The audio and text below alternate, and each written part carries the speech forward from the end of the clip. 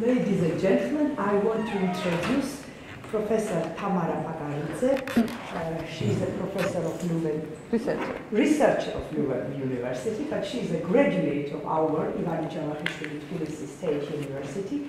And I'm glad to note that we are colleagues for many years because we worked side by side several years in the research laboratory of Georgian and foreign literary contacts under the supervision of Professor Pataridze. And I'm very happy that she works in this direction. She continues to work in this direction, in this field, to popularize Georgian literature abroad.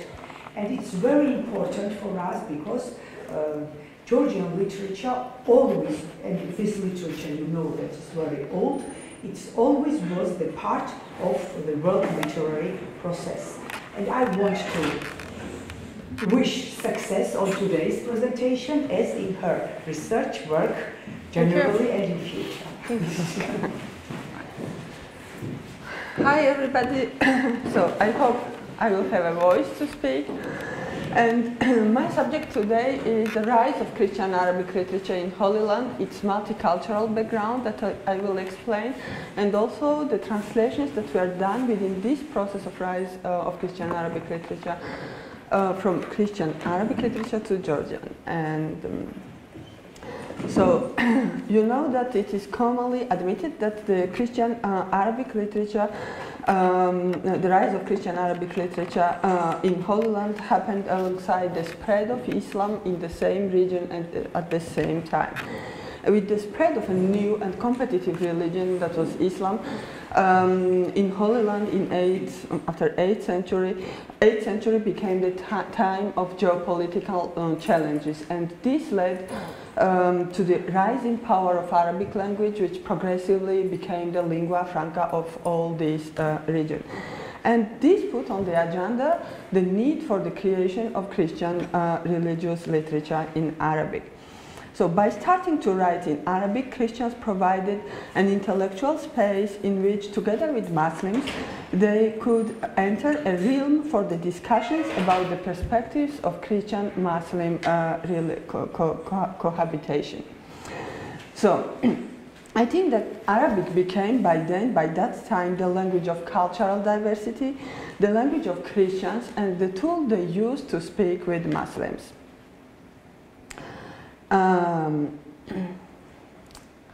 So Christian Arabic literature produced at that time the first consistent reflection about the Christian-Muslim encounter. So this promoted the Christians' reflection about how to consolidate their doctrines and how to support their lifestyle within this new reality which was marked by the spread of Islam.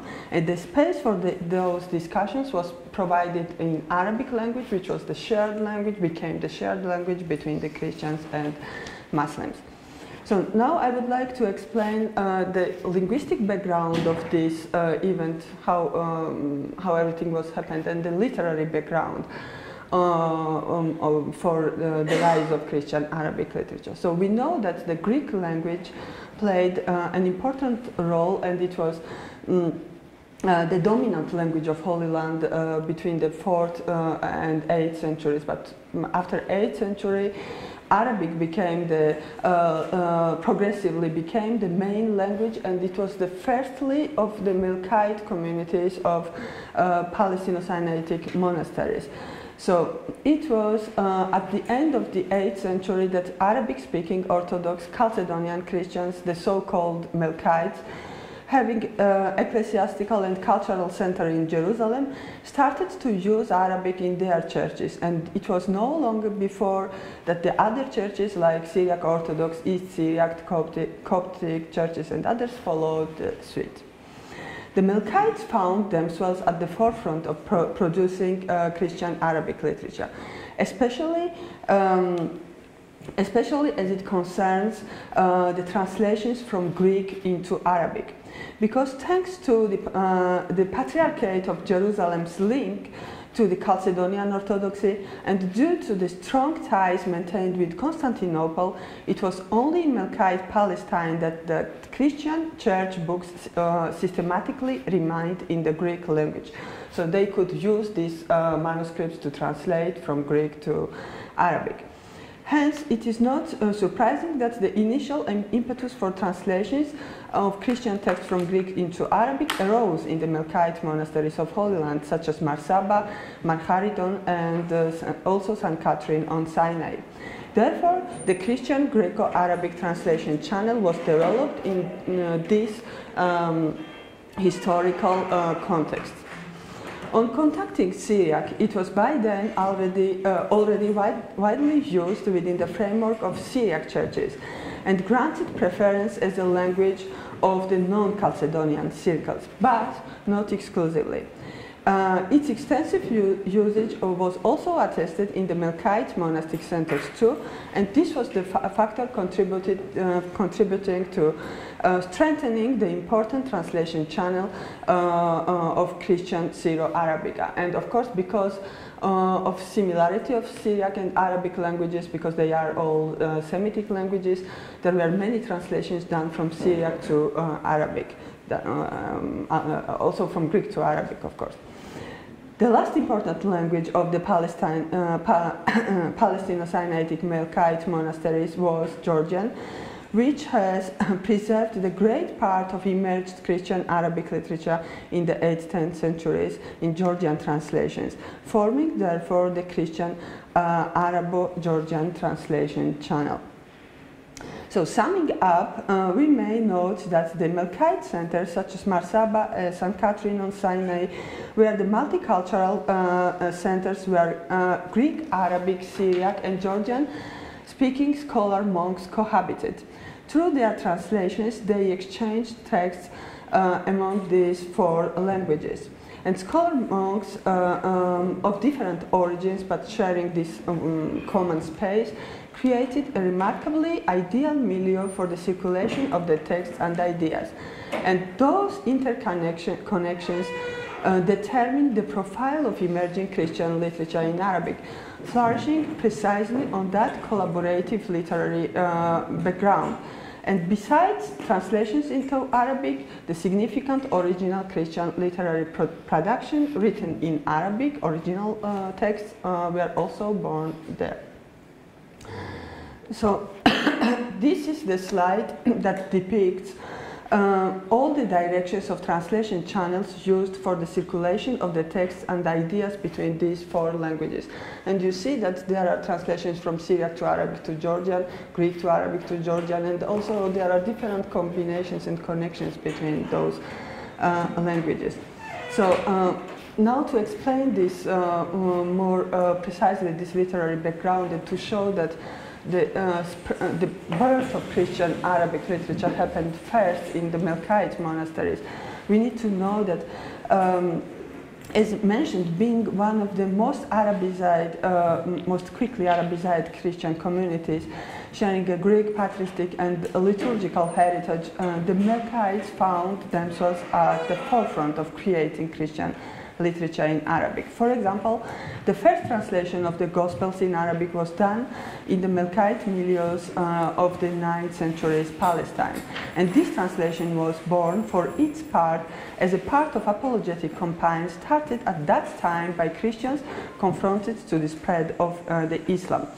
And besides, by that time, the numerous apocalyptic texts have also been written in Arabic as an expression of Christians' increasing fears about their salvation.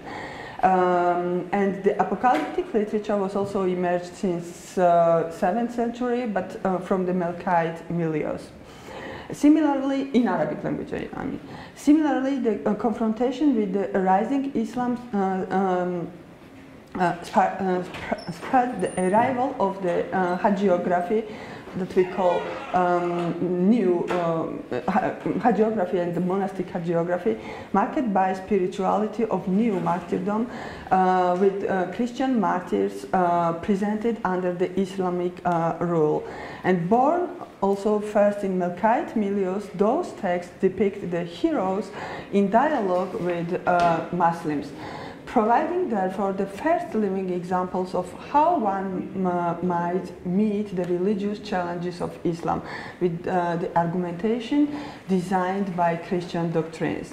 And the Arabic translations of the church books have likewise first appeared in the Melkite milieus. They used to exhibit the guidelines with the Palestino-Sinaitic regional and identity focuses. And in Marsabas and Sinai, for example, there are many different manuscripts in Georgian, in Syriac, in Arabic, and in Greek that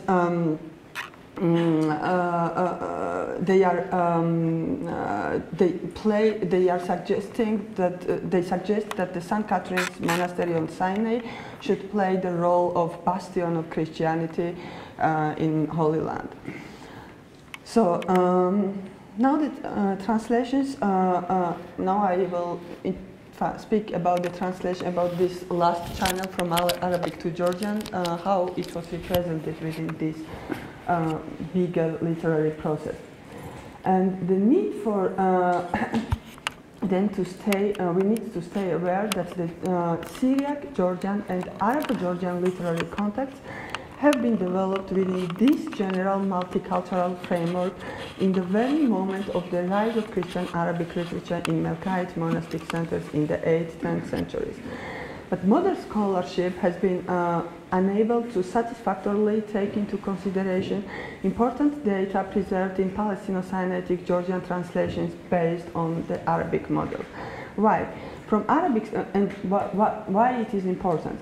From Arabic sources, among these, those 4 languages, targeted languages, of the Melkite monastic centers. Immediately after their appearance in Arabic, texts were readily and systematically translated only into Georgian. And that also means that the Georgian translations usually reflect the most archaic Arabic models, even when more than one revised edition of the same text exists in Arabic. So often being the only traces of their lost Arabic models, Georgian translations provide evidence for disappeared Christian Arabic texts too. And this certainly means that the Georgian material has important potential for reconstructing the profile of poorly preserved Christian Arabic literature. And despite its importance, the field of Arabo-Georgian literary relations has been relatively underexplored, and this is related to the scarcity of the research work studying the Arabic models of Georgian translations comparatively. So, taking a closer look at this Arabo-Georgian channel, we can note its complexity. Indeed, in Palestino-Sinaitic Melkite monasteries, we see, according to this image too, that the texts were translated from Greek to Arabic to Georgian. From Syriac to Arabic to Georgian, from Greek to Syriac to Arabic to Georgian, and sometimes directly from Arabic to Georgian when it was original Arabic composition. So there is a question, which texts are translated, which genres, and why them and not others. So the emergent Christian Arabic literature itself tended to have a focus on the local Palestino-Sinaitic material, Palestino-Sinaitic monasteries and saints. And this focus seems to be transmitted into Georgian literature through those translations. Indeed, the lives and martyrdoms of Palestinian saints and all the accounts related to the Palestino-Sinaitic history and Christianity were profusely translated from Christian Arabic literature to Georgian. So let's see this. Now I will just give a brief overview of patristic translations, hagiography, translated from Arabic to Georgian, and to lead to the general conclusions after that. So, about patristic translations, it was already suggested that the manuscript Strasbourg Arabic 4226, it's a very famous manuscript for Christian Arabic literature because it's a very old one, one of the oldest manuscripts, and Strasbourg Arabic 4225 seem to systematically contain the translations of Georgian texts kept in the Sinaitic manuscripts, Sinai Georgian 35 and 36. You see that these are the 10th century manuscripts. And these three manuscripts are originating from Masabas monastery.